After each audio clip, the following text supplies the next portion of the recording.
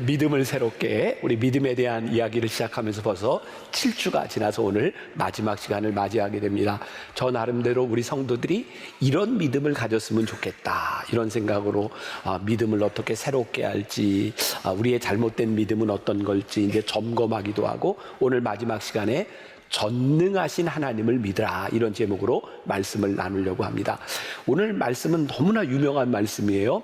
홍해를 앞에 두고 홍해가 갈라지는 그 출애굽기 14장 13절 14절 이렇게 보면 가만히라는 말이 2번 나옵니다. 이제 오늘 이 말씀을 중점적으로 여러분들에게 이야기하게 될 텐데, 모세가 백성에게 이르되 너희는 두려워하지 말고 가만히 서서, 이 말씀이 NIV 영어 성경에 보니까 stand firm이라고 되어 있더라고요. 가만히 서 있는데 믿음에 서서. 그리고 그 다음 절에 가만히 있을지니라 라고 하는 말은 영어 성경에 보니까 You need only to be still 이라고 되어 있어요. 내가 가만히 서 있어 오직 조용히 있어라. 이 말씀이 굉장히 저에게 의미 있게 다가오더라고요. stand firm, 가만히 서면 우리들은 가만히 기다리게 됩니다. 그리고 놀라운 것은, 저는 이제 설교 준비를 좀 일찍 하는 사람이니까 이 말씀도 한 1년여 전에, 그리고 변화산 새벽기도의 말씀도 한 1년 반 전에 제가 원고를 다 써놓고, 그리고 믿음으로 믿음 안에 서라고 하는 그런 말씀으로 올 한 해를 지나가고 있는데, 진짜 하나님이 기가 막히게 이 일들을 연속선상에서 진행하고 계시구나라는 생각이 들어요. 그래서 저에게는 이번 변화산이 굉장히 기대가 됩니다. 기다림은 낭비가 아니구나. 그리고 조금 아까 그 설명한 우리 교회 성도 가운데 하나가 이런 이야기하자면, 기다림은 믿음에서 시작되고 기다림의 끝은 뭐라고요? 은혜라고요.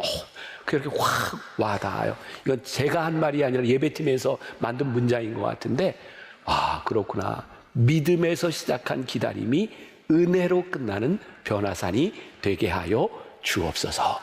지금 이게 제가 지금 설교 원고에 없는 이야기를 계속하고 있는데, 연휴잖아요. 늦게 끝나도 되죠? 언제 끝날지 몰라요. 아무튼 제가 하고 싶은 이야기, 그냥 제 하고 싶은 이야기가 아니라 여러분들에게 이런 권면하는 이야기를 좀 하고 싶은데, 자, 제가 시카고에서 공부를 할 때 제일 좋아하던, 그리고 지금 만나교회 목회를 하면서 가장 큰 영향을 받았던 목사님 그리고 교회가 있습니다. 시카고의 윌로우 크릭 교회 빌 하이벨스라고 하는 목사님인데, 제가 참 좋아했던 목사님인데 안타깝게도 목회 말년에 스캔들이 있었어요. 그리고 정상적으로 목회를 마무리를 하지 못했습니다. 아마 여기 있는 여러분들 가운데도 참 좋아했던 목사님, 닮고 싶었던 신앙인들 중에 그 신앙을 끝까지 이어가지 못했던 사람들을 있을 거고, 어쩌면 그게 여러분들에게 상처가 돼 있을지도 모른다는 생각이 들어요. 근데 이 목사님이 목회를 하던 때 썼던 책에 이런 글이 있어요. 참 좋습니다. 나는 쉽게 약해지곤 하는 내 기도 생활에 대하여 이렇게 변명했었다. 내가 책임지고 해내야 할 일이 너무 많아서 기도할 시간을 제대로 확보할 수가 없어. 하지만 하나님은 내가 스스로에게 솔직하지 않음을 확실하게 보여주셨다. 내 기도가 나약할 수밖에 없는 진짜 이유는 내 믿음이 나약하기 때문이었다. 나는 머리로는 늘 하나님이 전능하시다고 믿어왔다. 그 점에 관해서는 글도 쓰고 설교도 했다. 하지만 정작 이 마음을 새겨야 할 곳, 바로 내 마음에는 새기지 않았다. 내 마음이 설복되지 않을 때는 내 어려운 상황을 놓고 기도하지 않고 내 절박한 필요들을 채워달라고 간구하지도 않았다. 내 마음 깊은 곳 어디선가에는 그런 문제들에 관해 하나님이 무엇이든 할 수 있는 분이라고 믿지 않았던 것이다.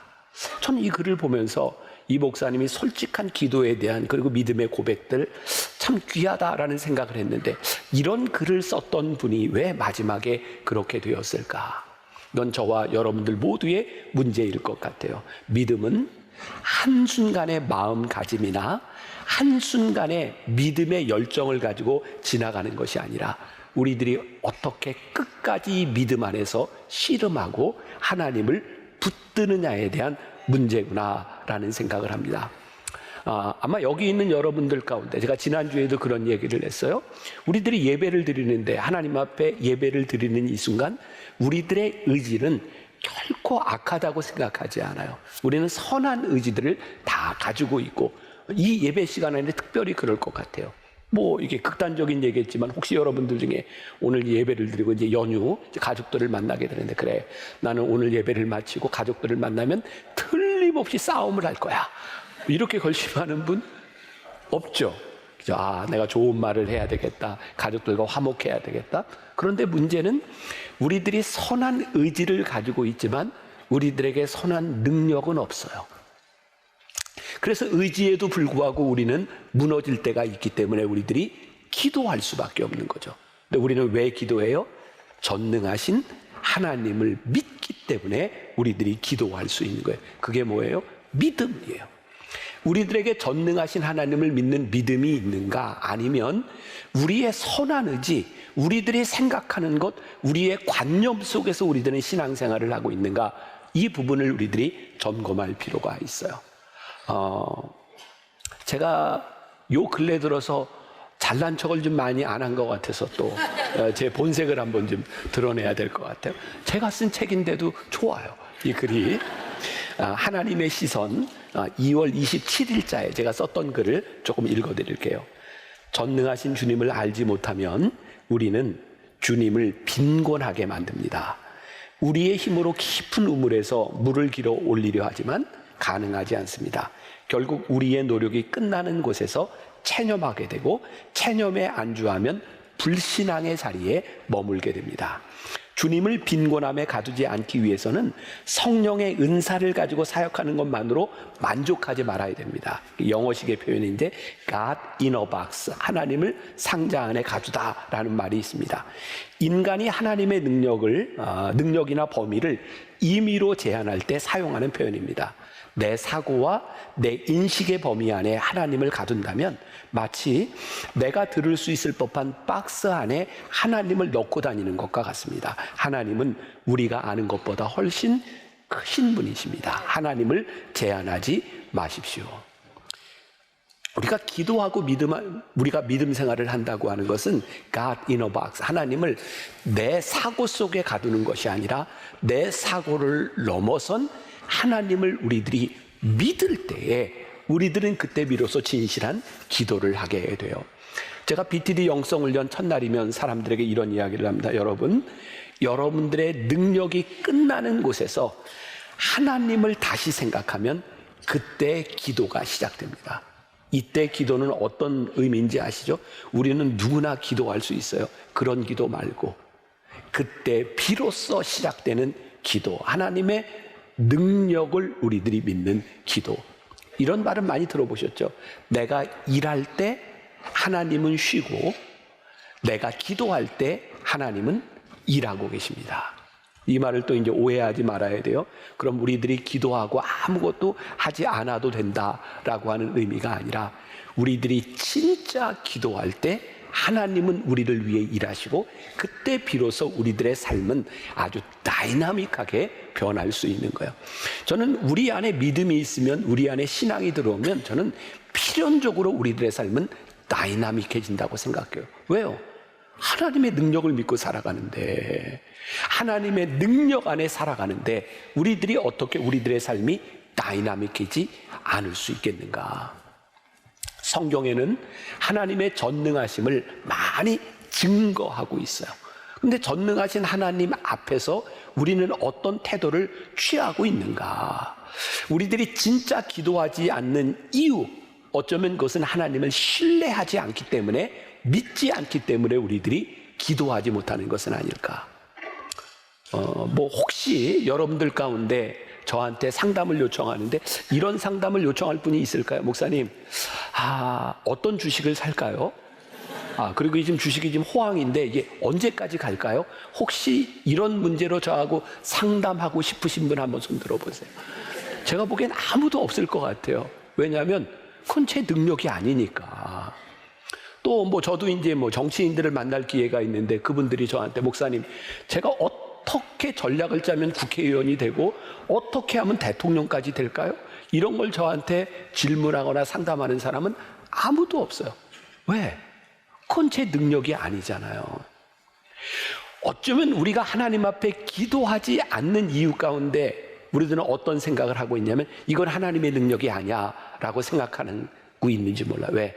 이건 내 이해와 내 생각 가운데서 그건 내가 받아들이지 못하면 그것은 하나님께도 능력이 없다고 생각하는지 몰라요. 여러분, 성경에 나오는 하나님이 하시는 많은 일들을 보면 진짜 우리를 당황시키는 일들이 많이 있습니다.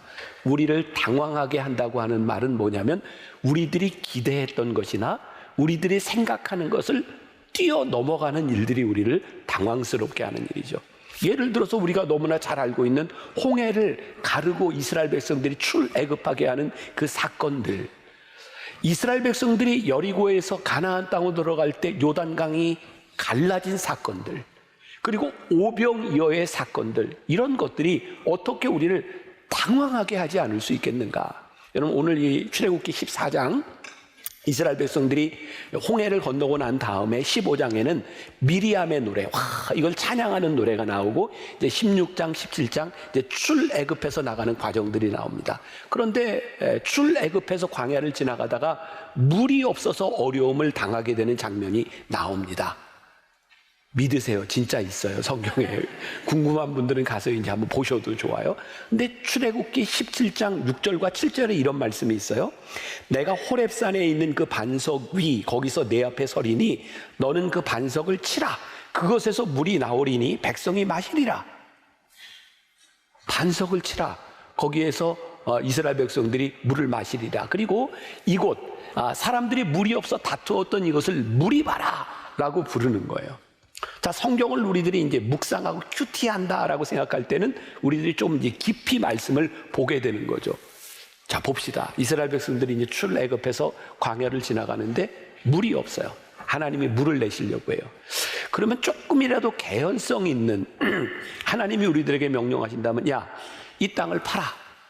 그러면 조금 우리가 메이크 센스가 돼요. 그래, 땅 파면 나오겠다. 근데 이 사막의 광야에 그것도 거기에 덩그러니 놓여있는 바위를 반석을 치라. 말이 안 되잖아요. 응? 말이 안 돼요, 이거. 근데 하나님이 우리를 당황스럽게 하시는 일이에요.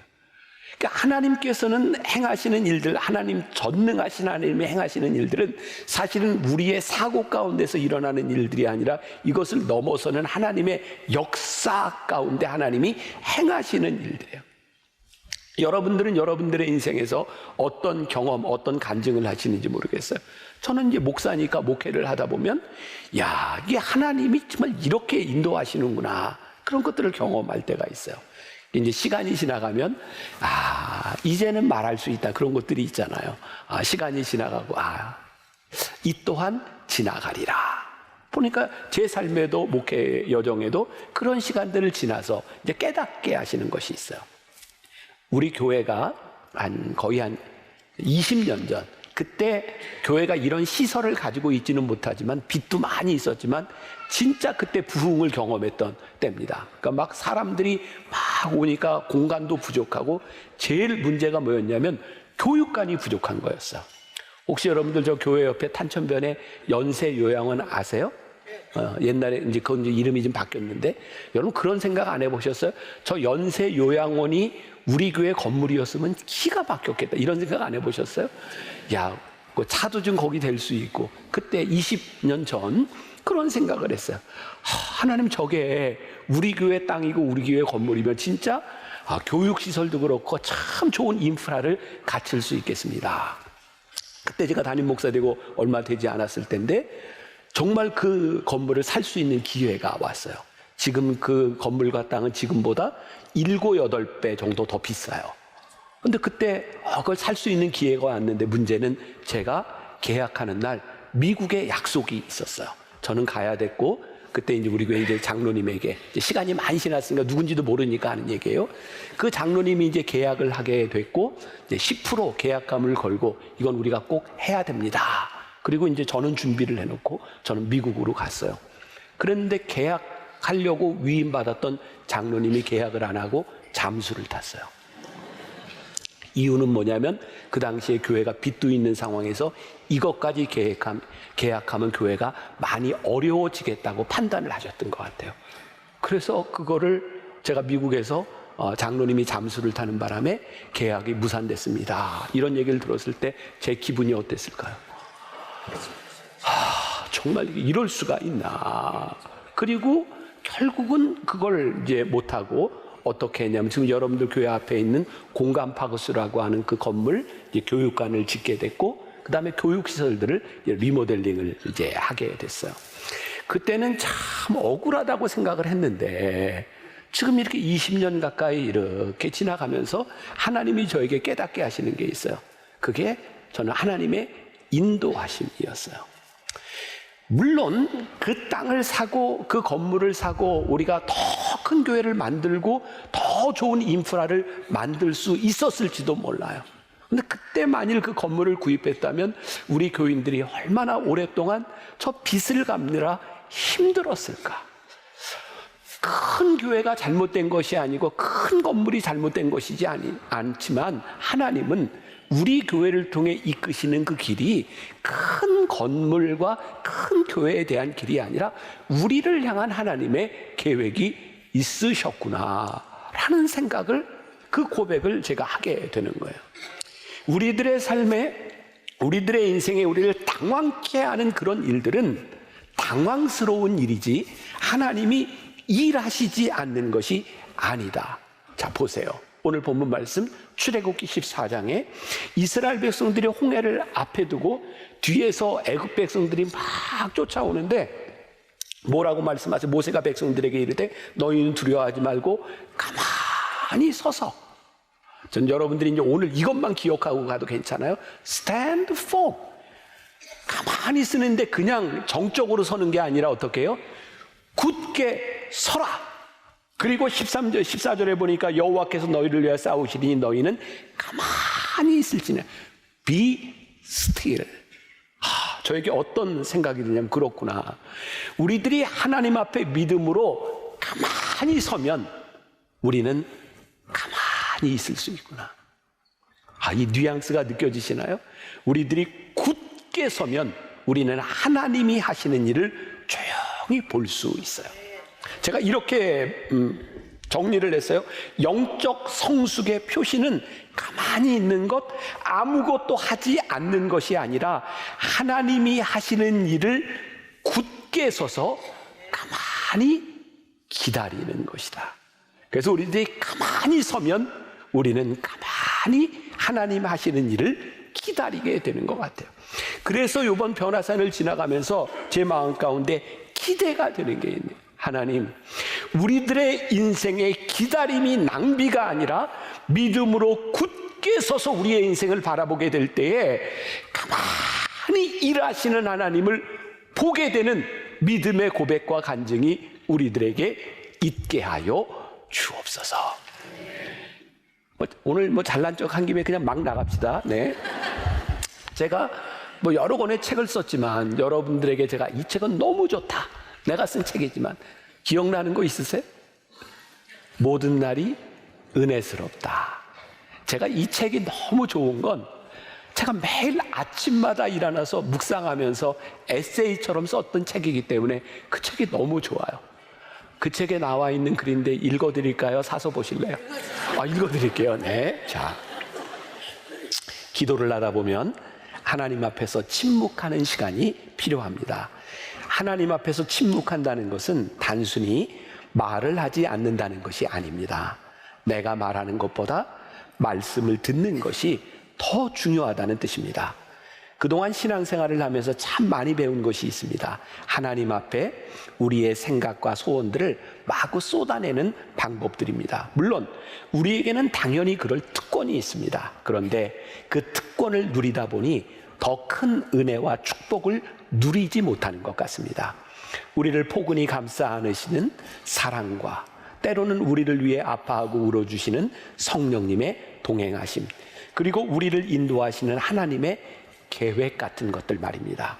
누군가 그런 말을 했습니다. 우리가 말을 배우는데 2년이 걸리지만 침묵을 배우는데 60년이 걸린다고 말입니다. 사실 중요한 것은 우리의 소원을 말하는 것보다 우리를 향한 하나님의 계획을 아는 것인데 말입니다. 우리 신앙과 기도의 가장 큰 오류는 열심으로 인해 일방적이 되는 것이 아닐까요? 우리의 열심이 하나님의 인격적 만남으로 이어지기 위해서는 침묵의 시간이 필요하지 않을까요? 하나님의 크심 앞에서 내 할 말을 잃을 때, 침묵할 수밖에 없을 때 우리는 아무것도 하지 않는 것이 아니라 가장 위대한 일을 하고 있는 것이 아닐까요? 오늘은 침묵을 생각합니다. 오늘 내가 무엇을 말하기에는 그분이 너무 크고 존귀한 분이기 때문입니다. Stand firm 하면 to be still, 잠잠히 기다리는 것, 전능하신 하나님을 생각하게 되는 것. 자, 그리고요, 이제 오늘 말씀 출애굽기 14장을 우리들은 이게 피상적으로 이해할 때가 종종 있어요. 홍해가 앞에 있는데 이스라엘 백성들이 불평할 때 조용히 해, 가만히 있어. 그리고 모세가 탁 지팡이를 들어서 이렇게 쳤을 때 홍해가 갈라지고 우리는 그 이스라엘 백성들이 홍해를 건너갔다. 그렇죠? 맞아요? 틀려요? 맞아요. 우리 그렇게 알고 있어요. 근데 성경을 자세히 보면 그렇지 않아요. 요것만 알고 가는 것도 진짜 수지 맞았다. 창원과 대전에서 온 보람이 있다. 자, 제가 말씀을 이렇게 묵상하다가 깨닫게 됐는데요. 그렇구나. 이 말씀이 이런 말씀이구나. 너희는 가만히 있어 하나님이 행하시는 일을 볼지어다. 그리고 바로 15절에 이런 말씀이 나와요. 여호와께서 모세에게 이르시되 너는 어찌하여 내게 부르짖느냐. 이스라엘 자손에게 명령하여 앞으로 나아가게 하고. 앞으로 나가는데 홍해가 갈라졌어요, 안 갈라졌어요? 아직 안 갈라졌습니다. 뒤에는 애굽 백성이 따라오고 가만히 있어서 하나님이 하시는 일을 보라. 그리고 모세에게 백성들로 하여금 나아가게 하라. 아직 바다가 갈라지지 않았는데 일단 백성들은 나아갑니다. 그리고 하나님께서 모세에게 말씀하셔서 이제 지팡이를 내려치게 하시고, 그리고 나오는 구절이요, 14장 21절에 오늘 본문에 나와 있지 않지만 모세가 바다 위로 손을 내밀매 여호와께서 큰 동풍이 어떻게 밤새도록 바닷물을 물러가게 하시니 물이 갈라져 바다가 마른 땅이 된지라. 우리는 모세가요 딱 손을 내밀었을 때 바다가 갈라진지 아는데 성경 보니까 그렇지 않아요. 그들이 하나님의 전능하심을 믿고 발걸음을 내디뎠고, 모세가 손을 들었을 때 밤새도록 동풍이 불어와서요 바다가 갈라지고 땅이 마릅니다. 그리고 이스라엘 백성들이 그 마른 땅을 건너가게 됩니다. 여러분, 그냥 갈라진 게 아니었어요. 저는 이 말씀이 너무 놀랍게 들리는 거예요. 그렇구나. 하나님의 일하심은 우리들이 아무것도 하지 않는 데서 일어난 일이 아니라 전능하신 하나님을 믿으며 그들이 발걸음을 내디뎠을 때 밤새도록 하나님이 일하셨어요. 그리고 그 길을 건너갑니다.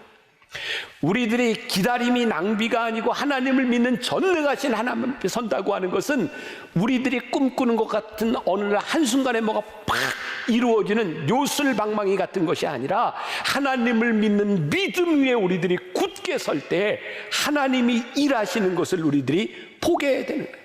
이스라엘 백성들이 마른 땅을 보고 움직인 것이 아니었어요. 그 홍해를 앞에 놓고 그들이 움직이기 시작할 때 하나님이 행하시기 시작했어요. 하나님의 음성을 듣기 위해 멈춰서면 하나님의 음성이 들릴 뿐만 아니라 하나님의 음성을 듣고 움직이면 하나님의 기적이 그때 일어나는 거예요. 그런데 우리는 어떻게 살아가요?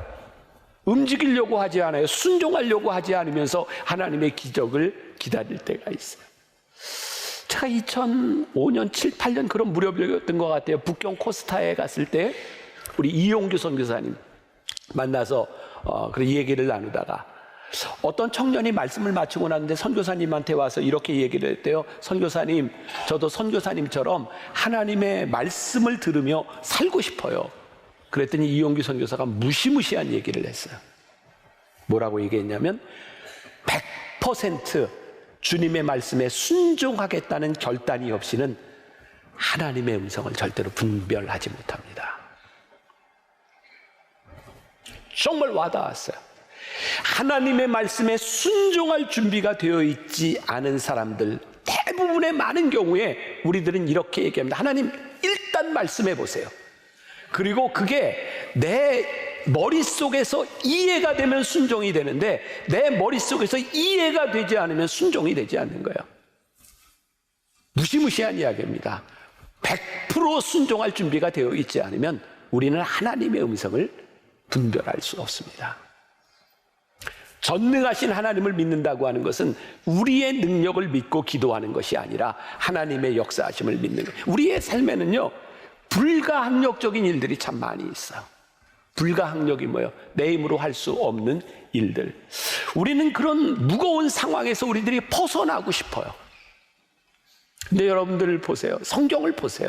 하나님은 우리들의 불가항력적인 상황을 벗어나게 하시는 분이 아니라 그 불가항력적인 상황을 이기게 하시는 분인 것을, 우리가 감당할 시험밖에는 주시지 않았다라고 하는 말씀이 뭐예요? 하나님이 우리들에게 이 짐을 우리들에게 주셨을 때는 우리들이 어떤 기도를 해야 돼요? 하나님, 감당할 수 있는 힘을, 하나님의 능력을 제가 믿습니다. 제가 군대 훈련 받을 때, 장교 훈련 받을 때, 제가 훈련 받던 그 훈련소는 제3사관학교라고 불리는 곳이었는데, 거기에는 이제 의무장교, 군의관들, 법무장교, 저와 같은 군종장교, 이런 사람들이 훈련을 받는데, 그 안에서 저희 같은 그룹을 취약장교로 분류를 합니다. 이건 말도 안 듣고, 이건 뭐 지금 이렇게 군인도 아닌 그런 부류예요. 그게 아주 전설같이 내려오는 여러 가지 이야기들이 있어요. 그 중에 여기 의사 선생님한테 좀 미안한데, 제일 훈련 못 받고 하는 게 군의관들이에요. 군목들보다 조금 더 했던 것 같아요. 어떤 일이 있었냐면, 행군을 하는데, 군의관 중에 하나가, 후보생 중에 하나죠. 총이 무거우니까 행군하다가 총을 버리고 그냥 갔어요. 여러분 생각해 보세요. 이게 말이 됩니까, 말이? 근데 이제 그게 뭐 옛날에는 우리 간첩 신고도 많고 그랬잖아요. 그러니까 이게 간첩이 이게 총을 버렸다면 신고가 들어가고 난리가 난 거예요. 총이 무거워요. 그런데 전쟁이 나면 총이 필요한 겁니다. 우리 인생에 말이죠, 무겁고 버겁게 느껴지는 일들이 여러분들의 인생에 정말 필요한 일들이에요. 하나님께서 우리들에게 그 버거움을 감당할 수 있는 힘을 주시면, 그 힘으로 우리들이 살아갈 수 있으면, 그 짐들이 우리들에게 짐으로 끝나는 것이 아니라 그 짐으로 인하여 우리의 인생을 이끌어 가시는 하나님의 능력을 우리들이 깨닫게 돼요. 제가 또 이렇게 문장을 정리했어요. 우리 인생에서 치워버리고 싶었던 짐들이 우리를 살리는 도구가 될 수 있다는 것을 말입니다. 왜? 전능하신 하나님을 믿으며 우리들이 살아갈 때 우리들은 허황된 꿈을 많이 꿔요. 내가 하나님을 믿으니 믿음의 적고 많음을 통하여 우리들의 상황이 바뀌어지고 우리의 위기의 상황들이 달라질 것이라고 생각하는 거죠. 진짜 우리들이 믿음이 이렇게 좋아서 이 연휴를 시작하는데 우리들이 예배를 드리고 고향을 가는데 너무 놀랍게도 내가 가는 길이 막 열려. 우와, 막 홍해가 갈라지듯이 막 자동차들이 쭉쭉쭉쭉 갈라지면서 내 길이 막 튀어. 그러면 좋겠죠. 근데 그런 일들 일어나요, 안 일어나요? 안 일어나요. 믿음이 적든 많든 우리들의 삶에 동일하게 다가오는 위기들과 동일하게 우리들이 맞이하는 상황들이 있어요. 근데 우리는 어떤 꿈을 꿔요? 내가 이런 믿음이 있으니 하나님, 내가 이 상황에 처하지 않게 해주세요라는 기도를 할 때가 많이 있죠. 전능하신 하나님은 우리의 위기, 우리들 모두가 맞이하는 이 상황들을 없애주시는 분이 아니라 이 상황을 감당할 수 있는 능력을 주시는 분이 우리 하나님이시다. 그래서 중요한 것은 전능하신 하나님을 바라보기 위하여 우리들이 눈을 들어, 믿음의 눈을 들어 하나님을 바라보는 거예요. 우리 인생에서 무엇을 바라보느냐에 따라 우리들의 삶은 달라지게 되어 있는 거죠. 여러분들의 삶에 위기야 문제가 있습니까? 보라는 거예요. 왜? 그건 너무나 당연한 일인데 우리들의 문제는 뭐냐면 우리들의 삶에서 위기도 보려고 하지 않는 거예요. 문제를 바라보는 것은 큰 축복입니다. 믿음의 사람에게. 왜? 그 문제와 위기 가운데서 하나님을 바라보기 때문에 그래요. 누가 그런 얘기 하더라고요. 공주병에 걸린 여자들이 정말 문제 심각하다. 공주병에 걸리면요, 길거리 가다가 이렇게 총든 강도를 만나도요, 공주병 걸린 사람들은 놀라지 않는데요, 받들어 총하고 있는지 알고 웃으면서 간대요. 문제로 의식하지 못하는 것도 문제고, 우리들의 인생에 문제가 다가올 때 하나님, 이 문제 가운데서 전능하신 하나님을 바라보게 하여 주옵소서. 우리 변화산 이번 주제가 중에 하나가 하나님의 손길이에요. 이번 묵상을 하면서 매일 우리들이 아침 묵상하고 있잖아요.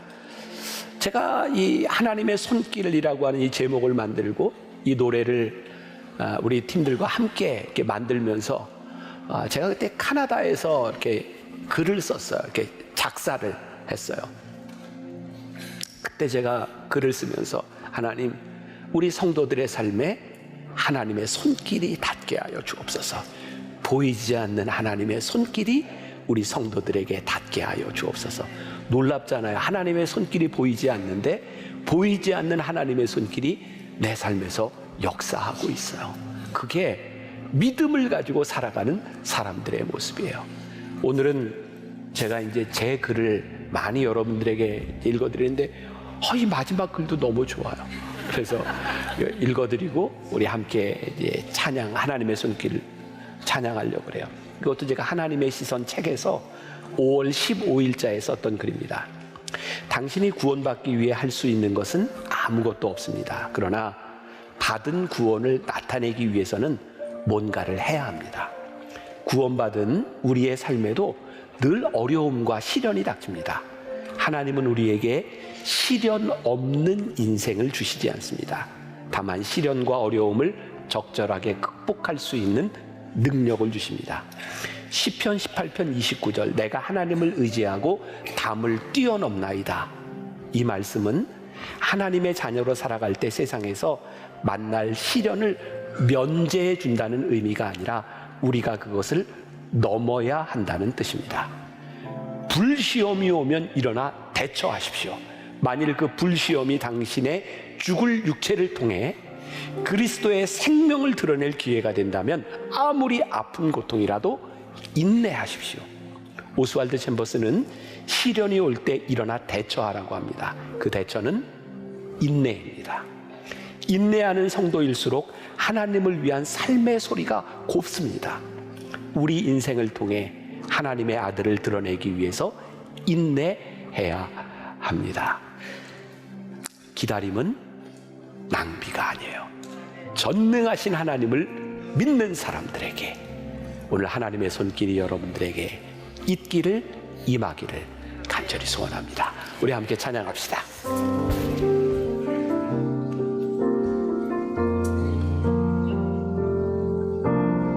메마른 영혼을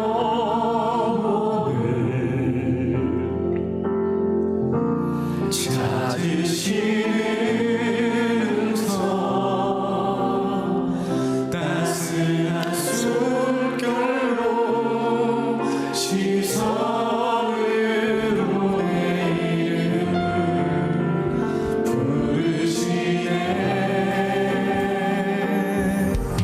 시린 세상 속에 홀로 서 있던 나, 비로소 느끼네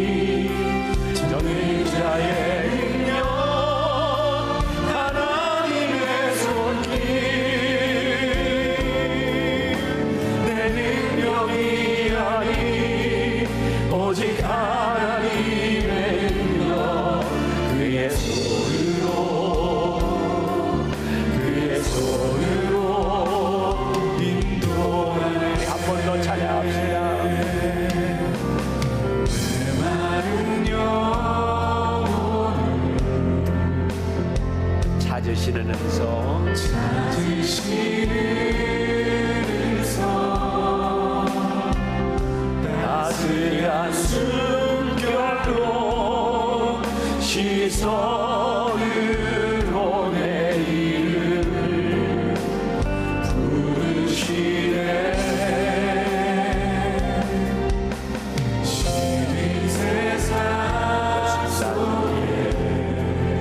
이 세상 한가운데서 하나님의 음성을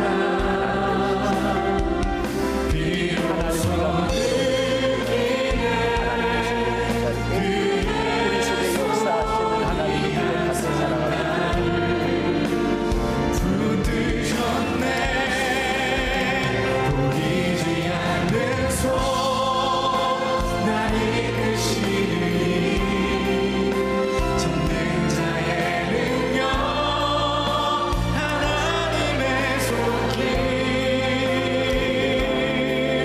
우리의 신뢰 하나님 은혜를 오직 하나님의 능력 그의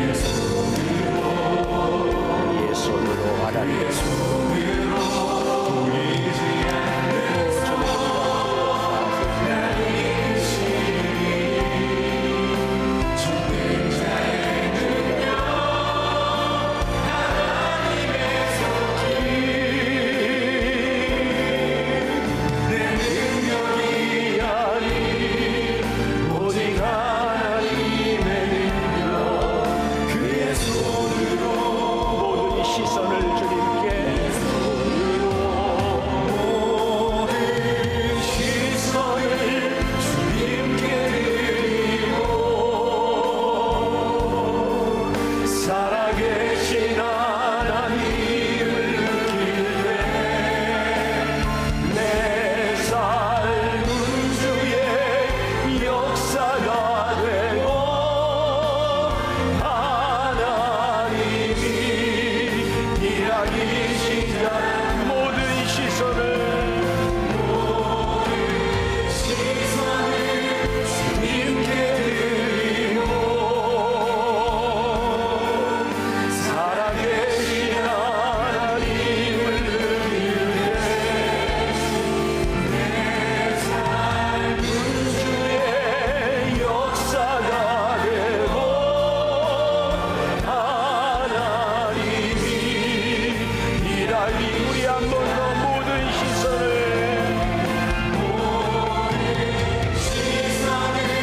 주님께 드리고 살아계신 살아계신 하나님을 느낄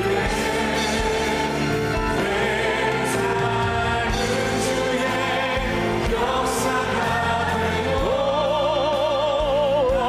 하나님이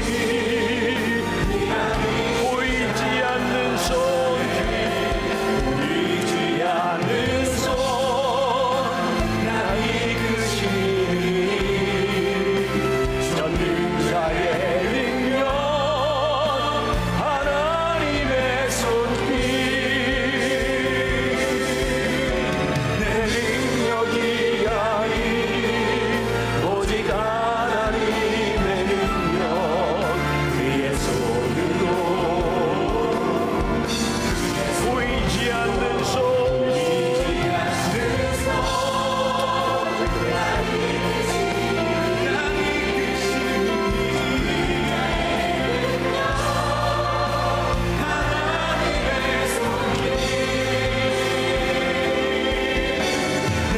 능력이 아닌 오직 하나님의 능력 그의 손으로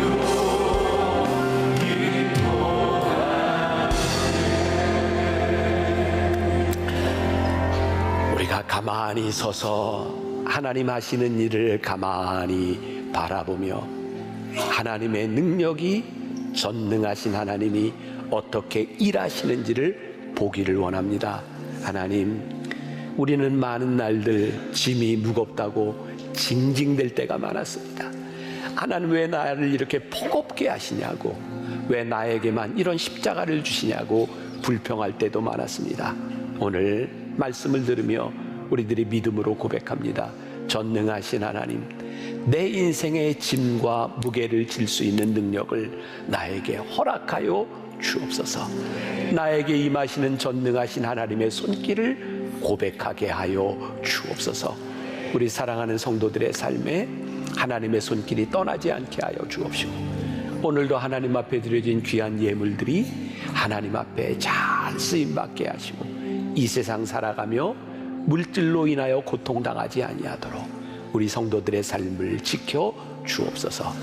지금은 우리 주 예수 그리스도의 은혜와 하나님 아버지의 무한하신 사랑과 성령의 인도하심이 전능하신 하나님을 믿으며 바라보며 담대히 세상으로 나가는 당신의 사랑하는 모든 백성들을 위해 지금부터 영원까지 함께 하시기를 간절히 축원하옵나이다.